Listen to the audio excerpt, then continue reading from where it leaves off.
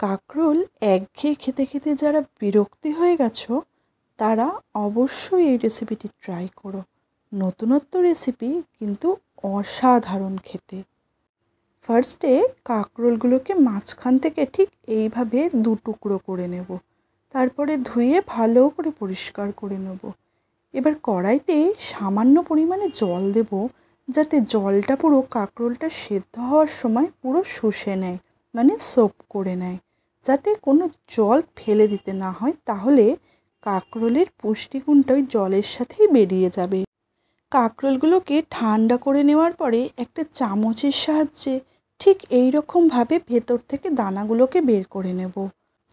এই কাজটা খুব সাবধানে করতে হবে, যাতে করে কাঁকরোলটা ভেঙে না যায় আর এরকমভাবে একটা বাটি তৈরি হয়ে যায়।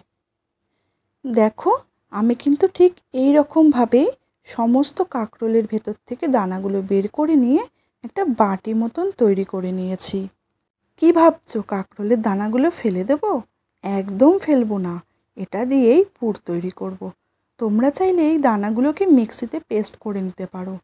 আমি এর সাথে কিছুটা পেঁয়াজ কুচি, কিছুটা রসুন কুচি, নুন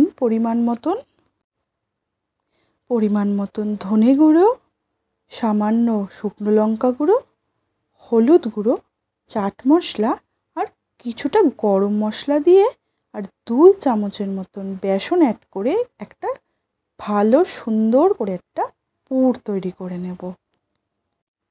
এবারে কিছুটা করে করে পুর নিয়ে এই কাঁকরোলের বাটিগুলোকে ভর্তি করে ফেলবো।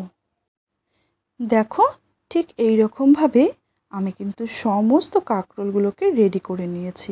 আর বেসন দেওয়া আছে যেহেতু, ভাজতে গেলে কিন্তু কোনো রকম কোনো সমস্যাই তৈরি হবে না। আজকের রেসিপির ভিডিওটা তোমাদের কেমন লাগলো অবশ্যই কমেন্ট বক্সে জানিও। চলো এবার তাড়াতাড়ি কাঁকরোলগুলোকে ভেজে নিই।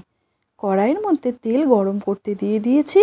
এইবারে একটা একটা করে কাঁকরোল ঠিক এইরকম উল্টো দিক করে তেলের মধ্যে ছেড়ে দেব। এপিট ওপিট করে সুন্দর করে লাল করে ভেজে নেব।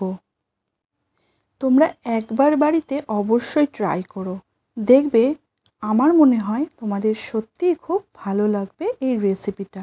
নতুনত্ব জিনিস খেতে সবাই আমরা পছন্দ করে থাকি, আর তাও যদি সেটা হয় রেগুলার ভেজিটেবল দিয়ে। তোমাদের সাথে গল্প করতে করতে সমস্ত কাঁকরোলগুলো কিন্তু আমার ভাজা হয়ে গেছে, আর একটা কাঁকরোল থেকেও পুর কিন্তু বাইরে বেরিয়ে আসেনি, সেটা তোমরা নিশ্চয়ই খেয়াল করতে পেরেছো। একটাই অনুরোধ থাকবে এই রেসিপিটার জন্য, সেটা হলো এই রেসিপিটা কিন্তু তোমরা গরম গরমই সার্ভ করো, না হলে কিন্তু একদম টেস্টটা ভালো লাগবে না। ঠান্ডা হয়ে গেলে যে কোনো ভাজা আমাদের কাছে কিন্তু ভালো লাগে না, বিশেষ করে এই বেসন দিয়ে ভাজা জিনিসগুলো। দেখতে কিন্তু অসাধারণ লাগছে আর ভীষণ লোভনীয় লাগছে, তাহলে খেতে কতটা ভালো লাগছে তোমরাই বুঝতে পারছো। তাহলে দেখা হবে অন্য একটি রেসিপি নিয়ে।